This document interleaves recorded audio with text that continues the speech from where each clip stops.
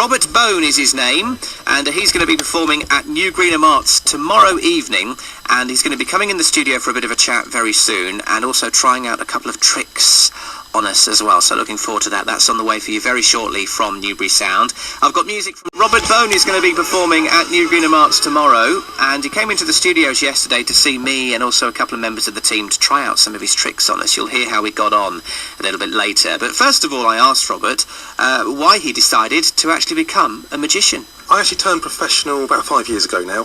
I used to be a mortgage advisor. I was a bit bored of doing that, and everyone thought I was crazy for leaving that profession to become a full-time magician. It turned out quite well, actually, because of course the housing market all went a bit funny, and I really enjoy going around doing magic tricks for people.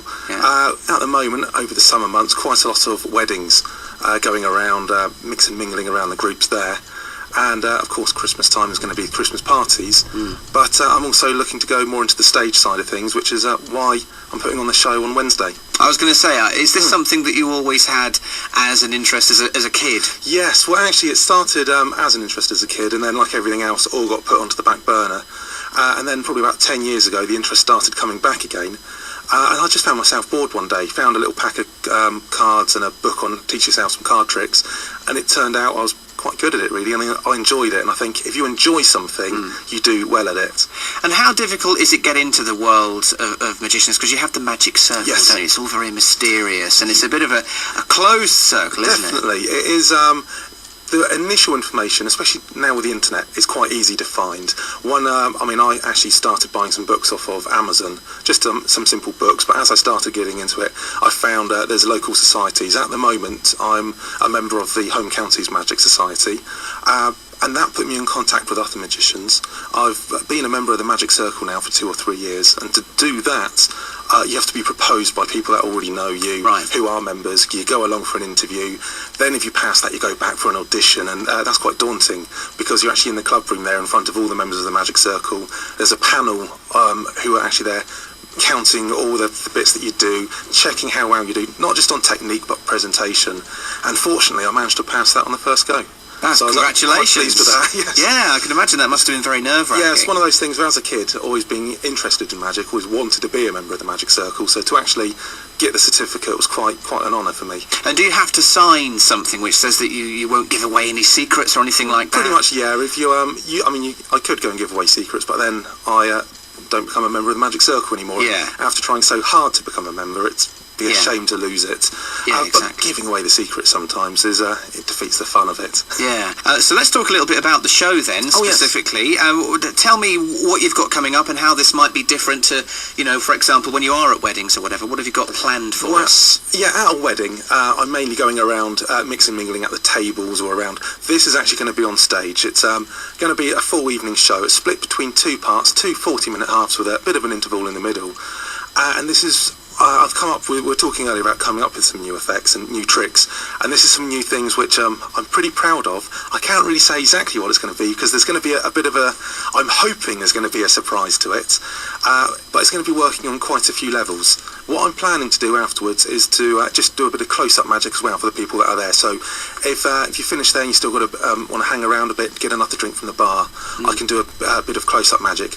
I can't say exactly how long it's going to be because this show, what I'm doing, it's impossible for me to fully rehearse. I explained it to a friend of mine the other day. It's a bit like a tightrope walker, learning how to do tightrope walking by laying a rope on the ground. You can get the technique down, but it isn't until you're sort of like 20 foot up in the air that you really know what it's going to be like.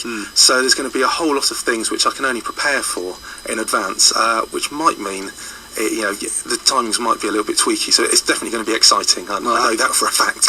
Okay, well, Robert, for now, thank you very much. I'm going to play a song, and then we're going to come back, and I'm going to see if I can get a couple of our colleagues from the office to come in, and you're going to try something out on us. Going to try a few bits out, hope it works. All right, fingers crossed. For the time being, Robert, thanks very much. Thank you. Robert Bone, magician, who's going to be performing at the New Greenham Arts tomorrow.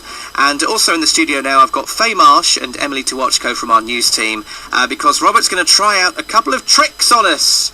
So, Robert, go ahead. What have you got up your sleeve? I've got a book here. Okay. I'm going to ask you to choose a page at random. Right. Now, I'll just explain for the listeners, it's quite a new book, and what I could do is I could try to get you to pick a page by actually cracking the spine of the book, Yeah. so it naturally falls open at that page. You're going to do it differently. What you're going to do is take the knife.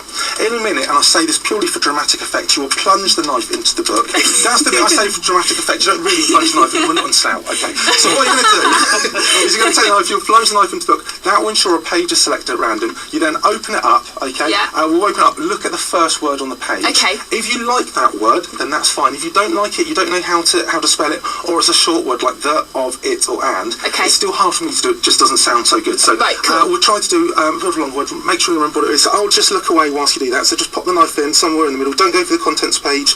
Okay, you've got a word in Yeah. your mind. And I tell you what, Emily, if you take that one, remember what that word is. Okay. We'll just try that again. Put the knife. You know what to do. Have a look. Instead of the word, look at the number, the page number you've just stopped on. In your mind, if it was page 123, don't think of it as 123.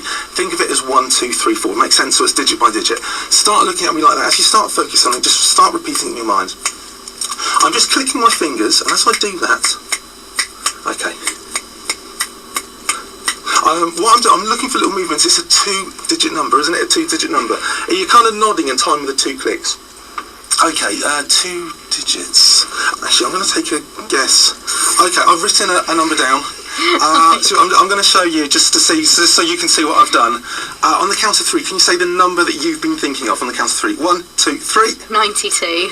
92. And it was 92. We had 92, which is fantastic. That's amazing. Okay. Oh, we're building up to a week finish. Okay, so you've got a word in your mind. Okay, start focusing on the word. Just start focusing on the word. Again, just start repeating it in your mind. I'm going to try the same thing. This time it's sort of working with syllables. Yeah. Start focusing on the different letters in it. There's it starts with a V sound. It's not a V, it's an F. You had an F pop into your mind. Okay, start thinking different letters like you're playing Scrabble. There's a T in it. T, that's quite near. Okay, start, there's an M. It's an N. It doesn't, hang on. Okay, I'm not too sure how to spell that. I'm just hoping, I don't know if you can read what I've written there. Okay, on the count of 3, can you say nice and loud the word that you've been thinking of? 1, 2, 3. Furniture. You have furniture. We have furniture. No way. I just thought out, at some point before you had that, did you have the word standing pop in your mind as well? Yeah. It was standing as well. Yeah. We did have standing. So, Robert, we've just carried out some tricks there using Emily and Faye in the studio as Yes. well, and it's fantastic. So you're showing there that a lot of what you do is not just about the tricks, but it's also about interacting with people and trying to read and influence how they're thinking as Exactly. well. I mean, often people sometimes say, how's it done? And then sometimes when, through different ways, I can sort of try to get people to think of things before they even know they're thinking of things, and sometimes there's the thoughts which I've then got to try to work on to work out what the different thoughts are. So it works on quite a few different levels, and that's why sometimes some bits can work better than others. Yeah.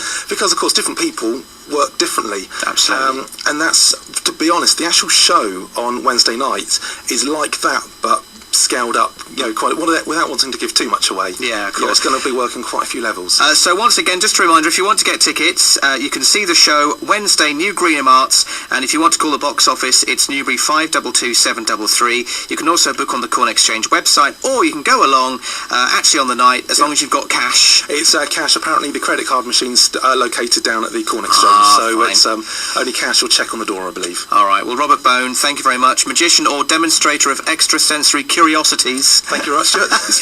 Thanks for coming in I'll see today. you soon. Thank you.